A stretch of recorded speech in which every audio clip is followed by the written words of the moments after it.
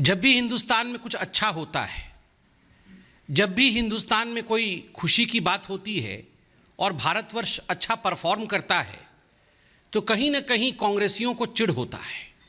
कहीं ना कहीं राहुल गांधी से रुका नहीं जाता है और राहुल गांधी कहीं ना कहीं उस पूरे विषय पर प्रेस कॉन्फ्रेंस के माध्यम से एक प्रश्न चिन्ह लगाने का काम करते हैं, एक अड़ंगा लगाने का काम करते हैं। कल का दिन एक बहुत महत्वपूर्ण दिन था। कल तो योग दिवस था ही, किंतु संयोग देखिए कल जिस प्रकार से पूरे विश्व में हिंदुस्तान एकमात्र ऐसा देश बना जिसने एक ही दिन में लगभग 87 लाख वैक्सीनेशन, पूरे देश में ये जो वैक्सीनेशन ड्राइव रहा वो अपने आप में एक ऐतिहासिक मोड़ पे जाके खड़ा होता है। और जिस प्रकार से ये काउंटडाउन कल आरंभ हुआ, लोगों में एक उत्साह, एक उल्लास का माहौल था। सोशल मीडिया में हम देख रहे थे, लोग बात कर रहे थे कि अब 50 लाख हो गया, अब 60 लाख हो गया, अब 59 लाख हो गया, अब 70 लाख हो गया। और शाम तक जैसे जैसे 80 लाख के ऊपर हिंदुस्तान वैक्सीनेशन में पहुंचने लगा, कहीं ना कहीं जो भारत की लड़ाई कोरोना के खिलाफ है उसमें भारत जीत रहा है, उसमें भारत अवश्य जीतेगा, इस प्रकार का एक खबर, एक लहर पूरे हिंदुस्तान में आने लगी। किंतु दुखद है कि आज सुबह राहुल गांधी ने प्रेस कॉन्फ्रेंस करके एक वाइट पेपर की बात की है और कहीं ना कहीं अड़ंगा लगाने का काम किया है। बंधुगण, आप सब ने इस कोरोना की लड़ाई को शुरू से ही देखा है। आरंभ में ही राहुल गांधी और कांग्रेस पार्टी ने जब भी इस लड़ाई में निर्णायक मोड़ आए, उस समय उन्होंने राजनीति करने की भरसर प्रयास किए। कहीं ना कहीं इस लड़ाई को डिरेल करने का अथक परिश्रम राहुल गांधी ने किया है। मैं तो कहूंगा अथक परिश्रम राहुल गांधी जी ने भी किया है।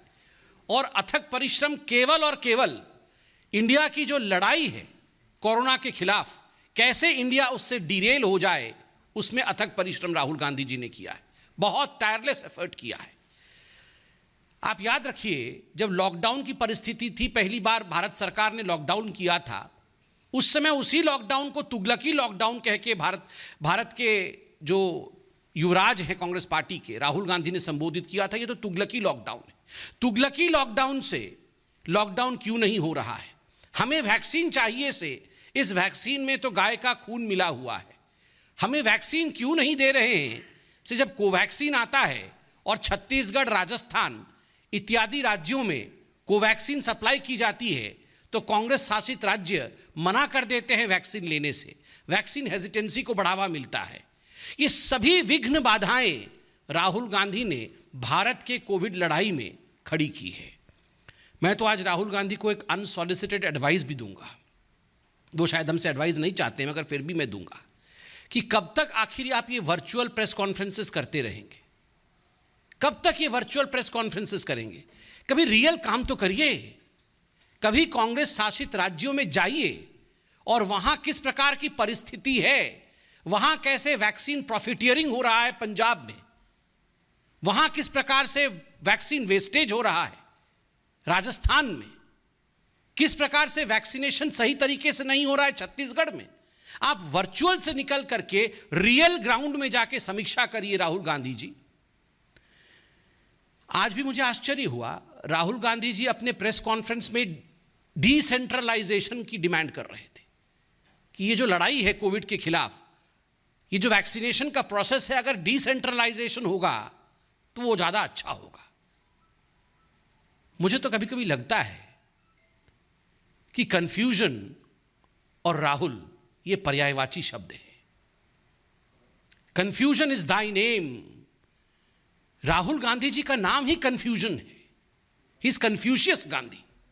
हमेशा कंफ्यूजन में होना चाहिए, नहीं होना चाहिए, वैक्सीन लेना है, नहीं लेना है, लॉकडाउन करना है, नहीं करना है। हर विषय को लेकर एक कंफ्यूजन की स्थिति को उन्होंने उत्पन्न करने का काम किया है, राजनीति करने का काम किया है। आज उन्होंने व्हाइट पेपर के बारे में कहा है कि एक व्हाइट पेपर वो जारी कर रहे हैं और कुछ बिंदु उन्होंने कहा है। बंधुगण, हम भी एक व्हाइट पेपर लेकर आए हैं। ये हकीकत है जो आज आपके सामने हम बयां करने वाले हैं।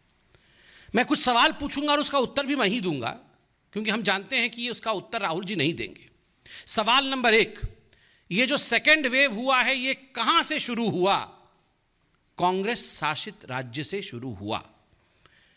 किन राज्यों में सेकेंड वेव का सबसे बड़ा असर पड़ा और सर्वाधिक प्रतिशत केसेस किन राज्यों में हुए? उत्तर, कांग्रेस शासित राज्यों में हुए। सर्वाधिक मृत्यु किन राज्यों में हुए सेकेंड वेव के कारण? उत्तर, कांग्रेस शासित राज्यों में हुए। चौथा प्रश्न, किन राज्यों में वैक्सीन को लेकर हाहाकार मचा? किन राज्यों ने कोवैक्सीन से इनकार किया और उसके कारण वैक्सीन हेजिटेंसी हुआ? उत्तर, कांग्रेस शासित राज्य। किन राज्यों में सर्वाधिक फैटेलिटी रेट, मृत्यु दर सर्वाधिक किन राज्यों में रही? उत्तर, कांग्रेस शासित राज्य। छठा प्रश्न, सर्वाधिक पॉजिटिव रेट कोरोना को लेकर किन राज्यों में रहा? उत्तर, कांग्रेस शासित राज्य। सातवां प्रश्न, किन लोगों ने डिसेंट्रलाइजेशन डिमांड किया था वैक्सीनेशन में? उत्तर, कांग्रेस ने। आठवां प्रश्न, किन लोगों ने यू टर्न करते हुए डिसेंट्रलाइजेशन के बाद सेंट्रलाइजेशन चाहा? उत्तर, कांग्रेस। कल इतना बड़ा ऐतिहासिक वैक्सीनेशन का पूरा प्रोसेस रहा, किन राज्यों में सर्वाधिक वैक्सीनेशन हुआ और किन राज्यों में सबसे कम न्यूनतम वैक्सीनेशन हुआ? अगर आप इन आंकड़ों को देखेंगे तो सर्वाधिक उन राज्यों में रहा है जिन राज्यों ने श्रृंखलाबद्ध तरीके से अनुशासन में रह के बिना वैक्सीन हेजिटेशन के, मध्य प्रदेश हो, चाहे गुजरात हो, चाहे कर्नाटक हो, उन्होंने काम किया। और न्यूनतम किन में रहा है? कांग्रेस शासित राज्यों में न्यूनतम वैक्सीनेशन हुआ है। सबसे ज्यादा फैटेलिटी कांग्रेस शासित राज्य में, सेकेंड वेव आरंभ होता है कांग्रेस शासित राज्य में, सर्वाधिक पॉजिटिविटी कांग्रेस शासित राज्य में, वैक्सीनेशन होता नहीं है कांग्रेस शासित राज्य में, और ऊपर से व्हाइट पेपर आप हमें दे रहे हैं।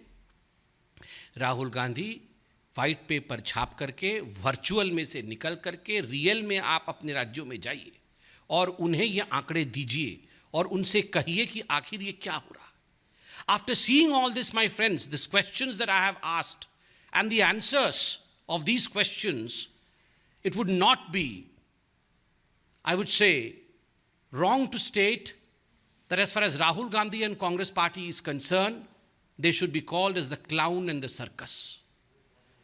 जो मैंने आपको आज प्रश्न और उसके उत्तर दिए हैं, इनके बाद ये कहना अतिशयोक्ति नहीं होगा, ये बुरा नहीं होगा कि राहुल गांधी और कांग्रेस को क्लाउन और सर्कस के साथ कंपेयर किया जाए।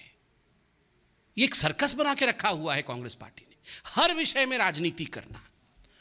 और बंधुगण, पिछली बार जब हमने प्रेस कॉन्फ्रेंस किया था, हमने भारतीय जनता पार्टी ने एक बहुत महत्वपूर्ण सवाल पूछा था। आज मैं पुनः वो सवाल भारतीय जनता पार्टी की ओर से दोहरा रहा हूं, हम उत्तर चाहते हैं। पिछली बार कांग्रेस पार्टी ने तो उत्तर नहीं दिया था, मगर उनके कुछ हितैषियों ने अवश्य उत्तर देने का प्रयास किया था। प्रश्न था जिसको मैं दोहरा रहा हूं, क्या राहुल गांधी जी ने वैक्सीन ले लिया है? Rahul Gandhi, are you vaccinated? क्या प्रियंका वाड्रा जी ने वैक्सीन ले लिया है? Priyanka ji, are you vaccinated? Robert Vadra vaccinated हैं या नहीं है? बिकॉज जो कांग्रेस की फर्स्ट फैमिली है, क्या ये फर्स्ट फैमिली वैक्सीनेटेड है या नहीं है? आप 1000 वर्चुअल पीसी कर लीजिए, किंतु एक तस्वीर लाखों शब्द बयां करती है। यही कांग्रेस पार्टी है ना जिन्होंने प्रधानमंत्री को टॉन्ट मारा था कि प्रधानमंत्री आपको पहला डोज लेना चाहिए, फोटो अपलोड करना चाहिए, वीडियो अपलोड करना चाहिए वैक्सीन लेते हुए, तब जाके हिंदुस्तान की जनता को लगेगा कि वैक्सीन से कोई खतरा नहीं है और हम वैक्सीन लेंगे। प्रधानमंत्री जी ने जब उनका मौका आया, अर्थात उन्होंने लाइन जंप नहीं किया, जब उनका मौका आया उन्होंने पहले जाकर सुबह सुबह वैक्सीन लिया and yes he posted the pictures. वो फोटो उन्होंने सार्वजनिक किया ताकि लोगों के मन में किसी प्रकार की शंका न रहे। ये जो कांग्रेस का प्रथम परिवार है, फर्स्ट फैमिली है, ये एक फोटो लगा सकती है या केवल वर्चुअल पीसी ही करते रहेंगे? और तो और आश्चर्य का विषय है, इसमें भी गड़बड़ झाला है।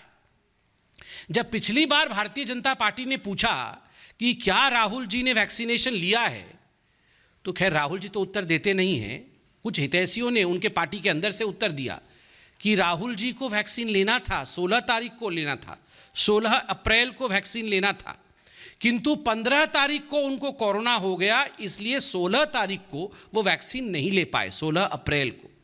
मैं आपको बताना चाहूँगा इसमें, आप लोग सब जाके राहुल जी के ट्विटर हैंडल को जरा देखिएगा। तो आप याद करिए 18 तारीख को राहुल गांधी जी ने ट्वीट किया था कि मैं अब किसी प्रकार की रैली नहीं करूंगा कोई चुनाव में। अब मैं सभी से अपील करता हूं कि कोई और चुनाव में रैली ना करे। कांग्रेस अब रैली नहीं करेगी, मैं भी रैली नहीं करूंगा। वाह। 20 तारीख को फिर राहुल गांधी डिक्लेयर करते हैं कि मुझे कोरोना हो गया है।